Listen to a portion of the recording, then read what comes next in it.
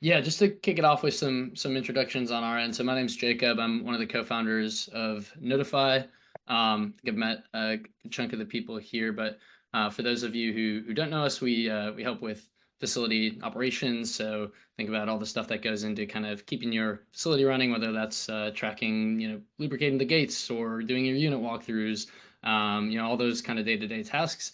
We help folks kind of manage that through software. So we also have well, Curtis Hines was going to join. Unfortunately, I got a text from him last night. He had a family emergency, so he's not able to join us today. So in lieu of that, we're gonna make this more, as you saw from the intro here, a little more conversational and open the discussion up to the group. But we do have Sydney here as well, and I'll let Sydney introduce herself. Hi, my name is Sydney Wilda. I am the development director for the storage manager. We specialize in third-party management, and more specifically, we've kind of delved into kind of the traditional side of RV and boat man or the traditional side of storage management, as well as the RV and boat side, the RV and boat facilities. So we're a little bit diversified there, which makes us kind of a good option for a lot of folks, and we're pretty proud of that. We have a great build out here. We, like Diane kind of mentioned earlier, we manage somewhere around 50 properties, and we're continuing to grow from there. Awesome, thanks, Sydney. Um, so just jumping in here, we sent out a survey. I think a lot of folks might have received this, and thanks to everyone actually who filled it out. But these are some of the themes that we pulled out from roughly 150 people who responded to the survey. And so some of this probably look familiar. Some of these probably came from the group here. But we were asking basically, going into the end of 2024, what's top of mind for owners and operators? Oops, sorry about that. What are we thinking about going into 2025? So one of the consistent themes was that at least through the end of throughout this year, there's been a general discussion around demand being down, price sensitivity being up, and just competition increasing overall. I think and Sydney will chat a little bit about this too, but there are some optimistic signs going into 2025 that maybe this is a trend in reverse here. But through 2024, obviously, what ways to kind of combat that is, the customer experience obviously really matters. I think there's been a renewed focus on that over the last year and a half or so versus, kind of 2020, 2021 times where, occupancy was just all-time high. And of course, we always want to care about our customers, but it was sort of a less of a priority perhaps during that time when, units were always being filled. Um, and folks are really looking at ways that not only could new processes and different kind of ways that technology could be utilized to solve some of these operational challenges and also create a better experience for customers who maybe that's through your online experience, but also through roughly the 15% of folks who actually still show up on site and rent on site, making sure that when they show up, things are they're not going to pull away, but they're going to complete the purchase. And then the last thing, which it's great that we have Sydney here, who just alluded to sort of the expanded revenue streams, whether that's boat and RV. Folks also mentioned laundromats and other things. But there's these, looking for additional revenue streams. Given some of these other trends, it seems that was another common theme that we pulled out of, everybody, what everybody mentioned here. So from an operations perspective, we got a lot of owners and operators on the call here. Kind of looked at, and we'll discuss with the group, like what impact do these have on how we on the role of an operator, and what responsibility do we have for those four trends and kind of ensuring that we're paying attention to those and making sure that we are doing something about the customer experience, the demand being down. What impact can we have on that? So some of the things that we discussed was kind of again emphasizing excellent facility conditions. Going back to that, when somebody pulls up on site, making sure that they do rent, and they're going to do that by kind of judging the external experience as well as the buyer experience there when they show up. Obviously, the improving operations, and there's just one thing that had come up. Somebody wrote about was you got some of the larger players moving in, and that increased competition, and they're utilizing technology and systems that they've built in-house over the years.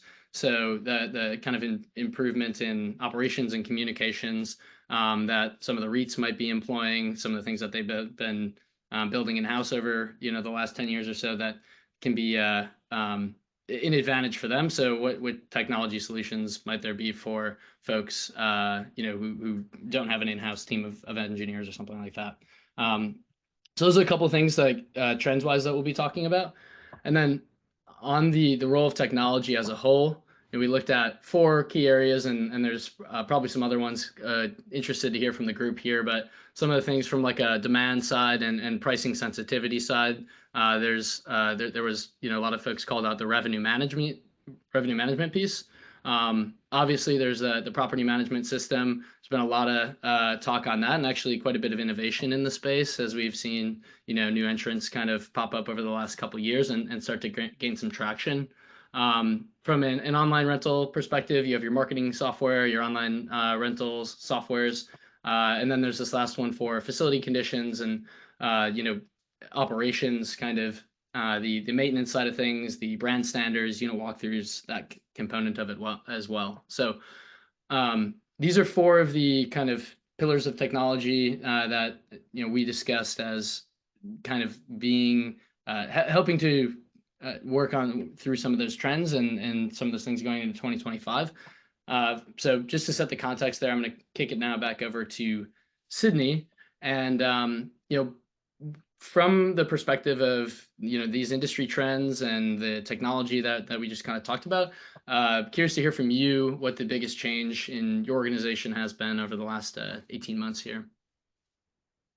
For the storage manager within our company and the things that we've been trying to accomplish just in the last year and a half, one of the big things was looking at technology that isn't being redundant, really trying to narrow down a software or softwares that kind of really mesh together, not having to mix and combine a lot of different things to try to get the desired result.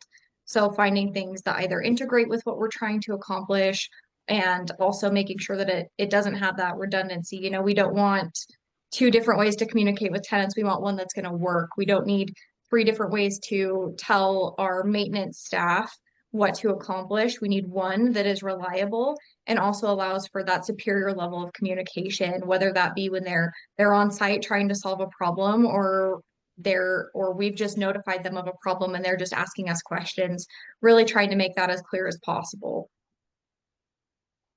Yeah, it makes a lot of sense. So not looking for ways to reduce redundancy, right? I think there was one of the kind of call outs in some of the responses too, were just that hey, there's a lot of new technology, more so than ever probably in storage in the last few years here, but you don't want to keep kind of like you can have this problem where it's just you've got 20 different tools now and they're all doing like slightly different things, but now obviously there's a cost associated with that. So how can you look at the ones that actually matter, and then how can everything work together to provide the optimal result for you as an operator, right? Exactly. Well, and when we've tested a lot of different things this year, we always test internally before we test it or before we offer it to the owners that we manage facilities for. We want to make sure that it's going to work. We want to make sure that it provides value, and we want to make sure that it is going to be as reliable as we want it to. We're not going to put something into someone else's facility that we know isn't going to be tried and true. So when we look at all of the tech, when we're trying something new, we're looking at, okay, is this going to evolve? Is this going to stay the same? What would make this better? And what value is this going to add overall for our facility management? What does this help us do? And what does this help the owners to understand? Is this providing record keeping for maintenance tasks? Is this providing records and reminders for things that need done on a monthly, weekly, yearly basis. What are we going to need for our investors? What's a good way to present this information that makes it clear? So that way everything it's very communication based, especially heading into 2025. And that's just the biggest thing that we've seen. Everything has to communicate internally so that way we can be efficient in communicating externally. Sure. Yeah, and I think, Sydney, one thing that you brought up in some of our conversations earlier was how, evaluating technology for one of the criterias was actually, the demographics of a particular market, or the location. Getting some things might work in a dense kind of urban environment with a different set of demographics compared to a more remote spot, right? And I thought you had an interesting, perspective on that, and kind of how technology is evaluated at different locations. Yeah, absolutely. I mean, we're in 2024, headed into 2025. There's going to be lots of new tech. There's always something new and shiny that looks very promising. But you really have to think about who you're catering to in specific areas, what your demographics are. Are you in a college town? Are you in a rural area? Are you in one of those more urban, suburban areas? Are you in an area with lots of HOAs where people are going to need to store boats and RVs at your facility? Um, and really narrowing in from there what you need to offer at your facility to attract customers, but also make them feel seen for where they're at. There's a lot of we'll just say like the boomer generation, they don't require the same technology that, a 20-year-old does. They're not looking for shiny and fancy. They want something that's going to be reliable, that they can go and open with their key. So they have that security, because there's something people love about holding a key and knowing that that's protecting their items. While, in a college town, you have a smaller climate controlled building, no key locks, that's something that you're not going to have in the middle of a very cold area, given, just battery life, reliability. We're talking about metal buildings with a concrete or asphalt surrounding them, and that can be a big issue if your phone's not picking up a signal, whatever it may be. So just being very aware of everything that factors into your area, age, seasonality, everything along those lines. You really just need to think of the bigger picture.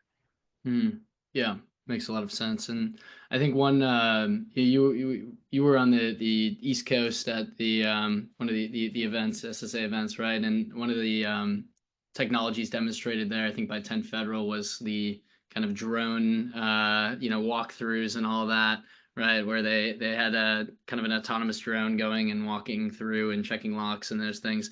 I'm curious if there's like if you had a magic wand and could kind of taking a look at some of the top priorities for you and for Storage Manager, if there was a technology solution that you could make appear in 2025, what might that be, and what problem was that solving? I think this is where you really go back to the basics when you're looking at a facility, when we're looking at, remote management. I heard someone in Apple Storage here that said that they're trying to launch that. When you're thinking about that operation, you really need to think about who's going to be doing the maintenance on the ground. So really going back to the very bare bones of this is, how are you going to accomplish that, and what is it going to look like? So we're if I had a magic wand to fix all of our issues, what it really goes down to is facility maintenance, because tenants, they love to leave you furniture. They think that it's a nice gift for you. If you choose to have dumpsters on site, you have to remember that they're going to overfill it. Inevitably, you're going to be paying a lot of dump fees trying to get things taken care of. So looking at the big picture for the things you're going to offer and how you're going to control those items, because people are people, and they are fantastic, and we're so grateful that they want to store their things with us. But to wave a magic wand and have, a very nice, well-maintained facility is definitely one of the bigger challenges that I think everyone is seeing, especially going into 2025, just because people care. People are kind of sick of bad customer service. They don't want anything excess. They want what they need. And we as operators are here to provide that to them. Yeah. And you mentioned Brandon. I hope you don't mind me putting you on the spot. But Sydney mentioned, you were at the beginning of the call. Appreciate the introduction and kind of some of the things that you're looking at from a remote management, spinning this operation up right now, which is really interesting. I'm curious just to hear from you if what sorts of challenges might you be facing, or anything interesting that has come through that process. And here, I'll actually stop sharing my screen so we can look at each other. But yeah, we'd love to hear from you a little bit. I think kind of what Sydney touched on is just ensuring that the facilities upkeep and the maintenance and the presentation is top tier, and really having a streamline one method of communication to talk with your maintenance person to ensure everything's getting done, things aren't being missed, people aren't moving out, leaving things in units, and then someone else goes and rents it. So I think really just understanding where needs have to be met, making sure that, customer satisfaction is always at the top, and just exploring how all these different, technologies can play a part in that, to reduce, redundancies, to really have a positive effect on that experience. But yeah, so the communication aspect is sort of, when you shift from a on-site in-person model to the remote, you're saying that is really elevated just because of the distributed nature of it, and how kind of everybody has to be really in sync with Yeah. you're doing that. Yeah, and we've implemented like a strong health check. I think that's important as well. Just when you don't have eyes and boots on the ground every day, just having, eyes virtually on the facility to just make sure that things are still where they need to be is crucial. Just as convenient as it is to not have, a manager at all these facilities, that doesn't mean that that comes with some sort of complacency and not having to worry about how it operates. You still have to treat it how it would be treated if you had a manager on site every day. Well, and just to piggyback off that just a little bit, as you get further into the remote side of this, one thing we do is we have an internal monitoring team, and they've been pivotal in making sure that we get things as soon as it happens, or tracking back garbage if something was left overnight. So that way we can make sure. I mean, I have yet to see a lease that doesn't have some kind of cleaning fee or trash fee or anything like that for tenants, to hold them responsible at the end, because one operator is training how they're going to behave for another. If you have one tenant that comes in, they leave wrappers and garbage in their unit, you don't charge them for it. They're going to go to another operator, whether it be in your city or outside of that. They're going to go and they're going to do the same thing to the next person. And so really making sure that you're showing the tenant how to behave in future rentals is very important, because it's also keeping your site clean. If they're going to come and they're going to trash the site, then that's going to be an issue for someone else. So having a way to really hold them really hold them accountable is key. Yeah, agreed. And Sydney, what are some of the ways that you you actually kind of implement that, hold tenants accountable, make sure that that's all being done? Like what are some of the strategies that you employ? So where we do everything completely remote, except for in a few select areas, we do have some areas that have managers. But one thing that we're really doing is we do watch the cameras. We do keep track of who's coming and going. We're always monitoring the logs of that. I get notifications on my phone through the night for one of our facilities. So it's, oh, you're there really late. That's weird. And so you can just monitor that. And customers find a lot of trust in that as well, in knowing, like, when you mention, hey, yeah, we do have cameras, that you are actually watching them. We had a situation at one of our RV and boat facilities where someone did break into another customer's vehicle. They were a tenant, and so by using a gate system that integrated with the software, that we have the cameras, so we have everything together. We were able to time track what happened, find who it was, know that it was another tenant, track them down, and get the whole situation handled within a matter of a couple of days. Where if you don't have those things, you're trying to figure out, oh, does Johnny drive a truck or is it a car?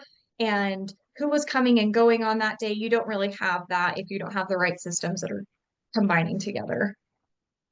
Yeah, that's a really interesting, a great example of these different pieces kind of all functioning together to, provide the outcome that you're looking for, right? So the camera systems are linked up with the gate systems, right? Which does that then tie into your property management system, and all of this kind of allowed you to uh, create that story of, okay, well, we know it was this tenant actually there, because all this kind of came together, and that saved you a lot of time, and obviously allowed you to figure out who was breaking in. Right? Exactly. And by having our boots on the ground have communication software, I mean, subtle notify plug here, we're able to use that so we can get a picture from our, we call them CPOs, they're our chief pretty officers. They're there and responsible for helping us keep our facility looking good.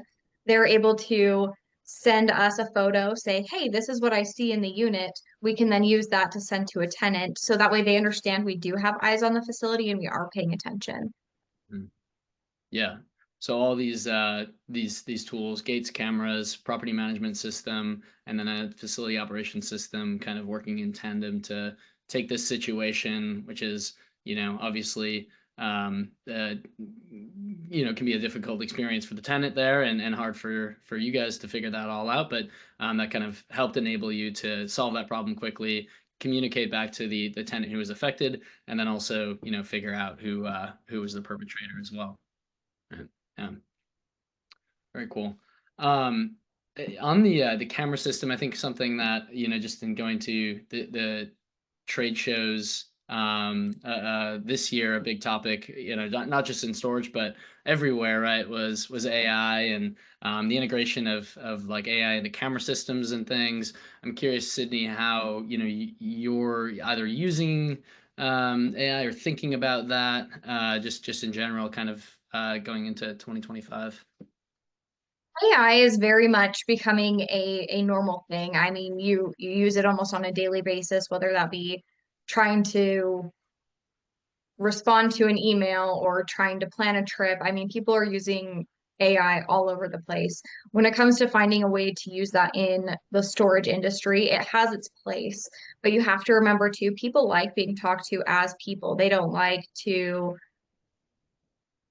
be completely automated. So there does come a point where, if they're asking questions about sizes, things like that, there's great technology out there that we definitely are looking to implement going into 2025. So we have that on our websites and things like that. But you have to remember too that tenants like to talk to a person. They like to have someone that they know is real and listening to their issues, especially in the boat and RV sphere. We've definitely seen that. They don't like being talked to by AI. They don't like automation very much. They want a reliable gate system that they can get in. They want the cameras, they want the protection, but they want to talk to a real person. It's very much a community-based niche of self-storage because everyone in boat and RV talks to each other. And so when you're looking at that, you have to just really pay attention to what you are integrating and if it does make sense for those facilities. Sure. Yeah, makes sense. And I know one of the things we brought up in the beginning of this call was kind of the expanded revenue streams, and you touched on the differences of the boat and RV space, and how, maybe that customer is actually different. I guess I'm curious, just from the folks on the call here, if like how many people are also have anything going on in the boat and RV space, and then Sydney, I'd be curious to hear kind of, as you transition from storage into this space, what kind of differences, you've noticed, where are the similarities from an operational perspective, and what the differences are. But just to start, is from the crowd, the rest of the team here, is anyone else doing anything in the boat and RV space as an operator? It's like yeah, Brandon. Okay, cool. Michael. Oh. All right, so a few people are. So Sydney, yeah, just on that then, what differences have you noticed, and like how have you adapted, like from an operational perspective? And I know you're still, managing the storage side too, so. Well, so I think the biggest differences that I've seen are one, just your customer base. This one is a lot more targeted. You're looking at people who have boats, RVs, or toys. That's it. That's your client base. It's very straightforward in that. However, they're also people, and there is such a community there, like I kind of mentioned earlier. So they want hands-on service. They want to know who they're talking to. They want to know who's watching over their toy because it is their baby. I mean, these are thousands to millions of dollars worth of vehicles and things that they want to know are going to be there, know they're going to be ready, and know they're safe. And so that would probably be the biggest thing. Under that, it's going to be the seasonality. There's a lot more seasonality with boat and RV. You have people that are going to want to store all winter, and you have people that are going to want to store all summer. And then there's that weird middle ground where it's year-long storage that people do want that all the way, all year long. They're going to be there. There's definitely the need for, commercial vehicle storage, Amazon trucks. I've seen those at facilities where they'll partner with them to have those on their lot. And also just keeping everything very clean. It's all about reliability and all about security. If you don't have the right security, if you're not really monitoring that, there's always going to be an issue. Yeah, makes sense. And Brendan, I saw you raise your hand on that as well. It's curious. So you're spinning up the remote operation at Apple. Are you also working on the RV side as well? Yeah, a couple of the express locations we have, which is what we're calling this unmanned model, they have boat and RV storage. And I think, Sydney really hit the point with just understanding that it's very high value, high ticket items people are putting there, understanding the seasonalities, in that, it's, a little more sensitivity around some of it because it's not necessarily something that's locked behind a metal door. It's out in the open, it's visible. So it is something we have at a couple of those facilities and then some of our mainline facilities as well. Mm-hmm. Gotcha. Yeah. So in general, it's much more high touch, and folks want to know. So I guess on that, how do you enable that in kind of a remote environment? I know Sydney mentioned some of the things that like people want to know that they're going to be able to access the gate, that there's somebody clearly watching it, but obviously it's a lot harder to do in the remote environment. How do you actually accomplish that? I guess back to Sydney here. So with this, it comes down to who's answering the phone. So who they're going to actually be talking to and really making sure that whether it be your call center, you have a hub and spoke model, your manager on site, whatever it is, actually knows about how to store a boat or RV. We went through our call center and we had to completely revamp and have specialized boat and RV call center agents because they needed to know how to ask for the length of the vehicle. And then internally, we always add 4 feet because there's going to be a hitch or something on the back. You just want to be safe and not make sure that they're tucked into the space and they're not hanging out. So that's something that we had to change internally in order to match that clientele. And people really respond to that. Or I'm picking it, or customer calls in, I'm picking up my RV this weekend. I need somewhere that I can store it. I have an HOA, so I can't store it at my house. Oh, great, awesome. What kind are you getting? What are you buying? And they'll tell you about it. Oh, that's awesome. You have any trips planned yet? Oh, we're going to go hunting or camping this weekend. Oh, that's so exciting. Okay, well, let's get you into a space. These are the specials we have going on. These are the amenities that we offer. And here's 3 space options. Which one's going to work best for you? Mm-hmm. If it's a new RV or boat owner, you want to make sure you're putting them somewhere they have plenty of space to navigate because it's going to be a whole new process unless they've backed in a trailer or driven something with that kind of length on it and they know how to maneuver into a space, right? So by knowing those things internally, we can provide a better service where customers know what we're talking about. They know that their items are going to be secure. They know that we care. And we've established that, hey, yeah, tell us more about it so we can make sure that you're served the best you can be. Yeah, that's a great point. I was at one of the SSA shows. Alyssa Quill from the SAM team was speaking about just the importance of the customer experience, and specifically talking about the call center and how you described, Sydney, using the interaction on the phone to actually be genuinely curious of why someone might be using the storage space. Asking them. Generally maybe there's some exciting life event, or maybe they got a new boat or whatever, using that to kind of create a connection with the person on the other end, and then from there actually being able to assist and help them kind of find what they're looking for. Really builds loyalty as well as is great for the business as well. So I think that like training and enablement for the folks on the call center is extremely important there. I'm curious how I know there's a lot of turnover. There can be a lot of turnover on the call center side, on the field ops side. How does how does technology potentially play a role in helping from like a training and enablement side for you, Sydney? So for us, when we really dig into a site and we're really looking at, okay, what needs done here? What are the needs of this facility? Having good technology allows us to be able to, one, enable the boots on the ground person that we hire to see what's going on.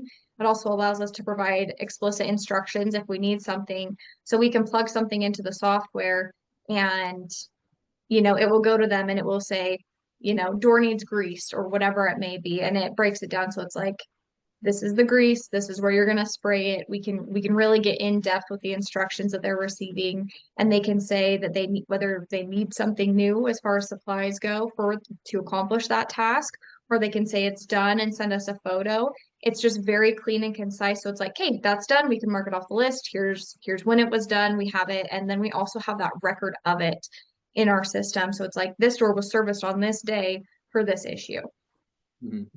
So kind of building those standard operating procedures in so that, when you when somebody new joins, they actually kind of have that laid out for them, whether that's in a like task list or a set of kind of standard operating procedures that they can kind of follow and jump right into it rather than having to, verbally kind of try to retrain over and over again. That has been successful for you all.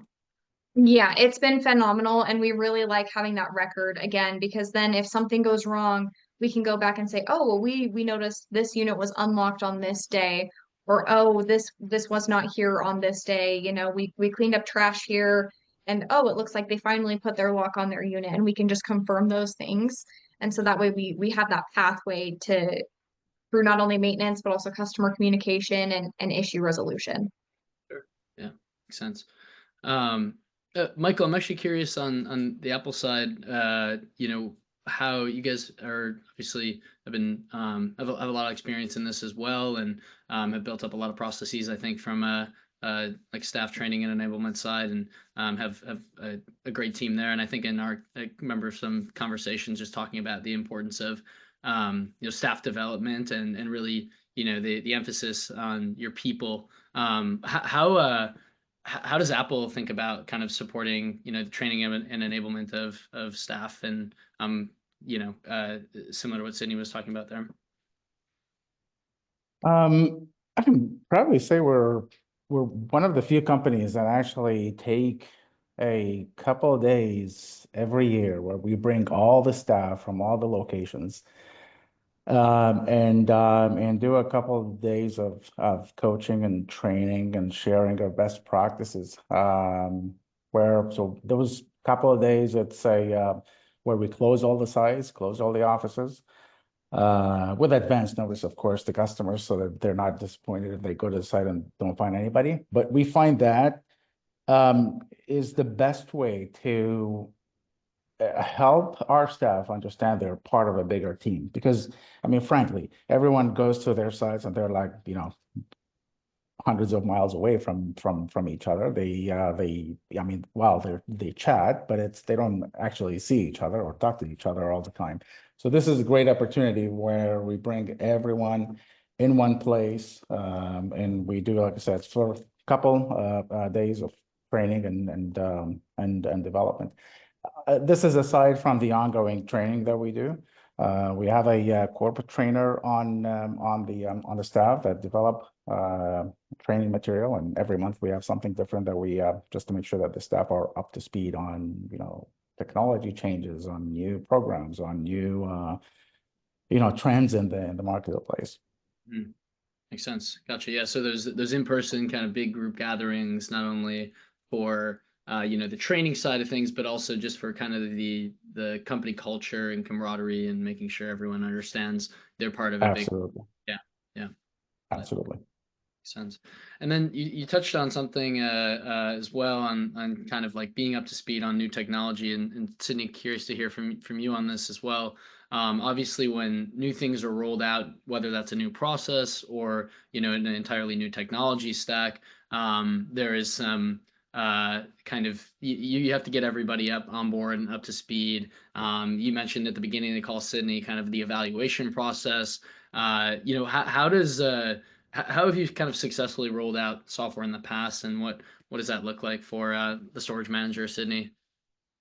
So whenever we're looking at new software, again, we're gonna test it internally. And so after we are comfortable with it, then we will roll it out so that way we can teach and we can educate in a way that's actually going to be effective. And also just making sure that people feel comfortable asking those questions. We internally built out a training website that people can jump on. So if they have a question, it's right there. It's broken down step by step. If they have an issue, they can go see how it's been solved in the past. We do we do meetings weekly as a team so we can ask those questions so we know what other people are dealing with and we can provide solutions as a group. One thing that we have implemented, it's called the 1-3-1 rule, where they will bring us one problem, their 3 solutions, and then their recommendation for how to move forward. And we will take that, they'll have more information than we do at the time. If it's something that's not written down, then we can document a process for it. And so having a website that we can constantly update has been amazing. Yeah, so you kind of keep this repository of knowledge that comes from all these different conversations and from material from from the group, from the team, and then keep that updated so that folks can refer to it. But also this concept of the 1-3-1 rule, which is I like that. We should use that internally. You said one challenge, 3 solutions, and then what the recommended solution is. That's kind of how you keep everybody up to speed. Yeah. Well, and it allows managers and boots on the ground and our site coordinator team, everyone, it allows them to clearly narrow down an issue and have a solution. So that way they feel empowered to make the decisions for their site and they have the guideline for that. So they know, oh, this is going to be the best solution. This fits, our standard for that. This is the decision we're going to make. And then really sticking with that and making sure that our site coordinators feel supported in their decision so they know what to do. Makes sense. Got it. And I know we're coming up here on time. I'm curious, like Sydney, at the end of 2025, what do you think? What's your prediction for what folks will be talking about at the end of the year as it comes to technology and kind of trends in the space? I know you hinted at some optimism, optimistic signs of things earlier, but yeah, curious to hear your take. Yeah, I think that there was kind of this survive until 2025 mentality over the past couple of years, and operators really took a shot here to optimize and maximize their operation, really look at the procedures and things that they have in place and make those to where they're going to fit moving forward, and also make sure that they're adaptable for whatever the future economic look like is. So that way they can make sure that they're ready, they can compete with Joe down the street while also being able to optimize that. Sure. Yeah. Survive until 2025 and thrive in here, Sydney, right? Yes, we want to make sure that as we go into 2025, we have everything ready to go. We're ready to evolve. We're ready to make those quick decisions. No one wants to get left behind. Storage leaped a lot during, those COVID years, so 2019 to 2021. And there was a lot of evolution there, and a lot of folks are still catching up. But I think we're almost to that point now where we're going to hit kind of an equilibrium where there's new tech, there's old tech, and then there's consistent tech. And I think that that's the one that everyone's really looking for, is something to be consistent. No one wants to be changing management softwares every 5 or 6 years. No one wants to be changing, communications, merchant services, switching all that over, because that's just such a big process. And so making sure you have something in line that's going to be consistent and ready to go is just paramount. Yep, absolutely. Brendan, actually, I know you again just going back to earlier talking about spinning up your remote management solution, remote management side of the business. We've covered quite a bit on, you know, Sydney's covered quite a bit on like processes and things of doing that. I'm curious if there are any like questions or things that you had that you know, we have Sydney here and that might be helpful to hear about from spinning up a remote management operation side. I think Sydney's answered a lot, which has been really helpful. I really like what you just said about new tech, old tech, and consistent tech. That's something, you know, I feel like should be floated around a bit more. I think there's a ton. You go to a lot of these conferences, and one of the biggest ones I've seen just lately is just how many locking systems there are, and how, you know, all in all, they're selling kind of the same thing, but with different, you know, names and a couple of different quirks. And I think it's easy to get caught up in how fast things move nowadays, and how many different, you know, opportunities there are to change the way the business operates. But I'd like to hear just if you have any input on like one of the most impactful, consistent pieces of tech that you have found within operating these sites. So technology as a whole is there's a margin of error, there's a margin of unreliability. I would say the most consistent pieces of tech that we've found that we've implemented is experience. And I hate to be so vague like that, but it is. It's experience. It's experience with your people and experience in problem solving and being willing to accept whatever it may be. I think having a good management software is your base. You have to have something that's going to be reliable, that's going to be changing with the times enough, but not to the point where it's going to be overwhelming for the customer. If you're constantly needing to change things because of the customer, that's where there's going to be a bigger issue. There's a lot to be said. There's a lot of new people in the industry. There's a lot of little tiny baby management companies. There's a lot of little baby operators, and everyone wants to scale, everyone wants to grow, but you have to make sure you have the right tools in your belt to do that. And being able to put something like that together it takes time. It does. It takes time to narrow things down. And that's why we test things internally before we put them out, because we want to know it's going to work. Having a test facility is never a bad idea, especially if you want to make sure that you have that. But really look at your operation, look at the technology you're using, and see where you want to go through the future, because that's going to determine what you're going to use, if you need to find something else now, and if you can adapt with the changes that are still to come. That's great. Appreciate that, Sydney. So experience, you know, and then having a solid baseline foundation of technology tools that, you know, are going to be, need to be evaluated in the context of what are your goals for the business, essentially, right? And then kind of like loop it back into, okay, well, what things can we employ, whether that's, you know, staffing changes in, you know, like with our team, or maybe that's in plugging in a new technology or, you know, some other thing, but ultimately kind of starting with the end in mind there, and working backwards to you know, piece together the solutions, it sounds like, is what you're recommending. Yeah, absolutely. And again, having a good solid baseline for your operation will tell you which technologies you need to use. Look at your communication, look at your management software, look at your boots on the ground, what you want them to be able to accomplish, and really find something that encompasses everything. Your software doesn't have to accept all APIs, but if you're going to be using multiple different things, try to narrow it down. Try to find something that's going to be better, that can maybe eat something else that you're doing, if that's the case. Yep, absolutely. Cool. Sydney, any closing thoughts for folks here to wrap things up? We appreciate your time and really enjoyed the discussion. Yeah, absolutely. I think the big thing is just remember the goals of what you're trying to accomplish, because that's what's going to help you grow. Remember what you're trying to work towards so you can scale your business, and really find something that's going to be extremely reliable and that you can use to your benefit as well as your customers' benefit. So at the end of the day, they're the ones that are affected by your decisions. Absolutely. All right. Well, Sydney, thank you for the time. Thanks to everyone who joined and everybody who'll be watching later here. I think it was a really great discussion, and look forward to having more of these, Sydney. Absolutely. Sounds great. Thank you guys so much. I really Thank appreciate you. it. It's great. Bye. Thanks, guys. Take care. Yeah, just to kick it off.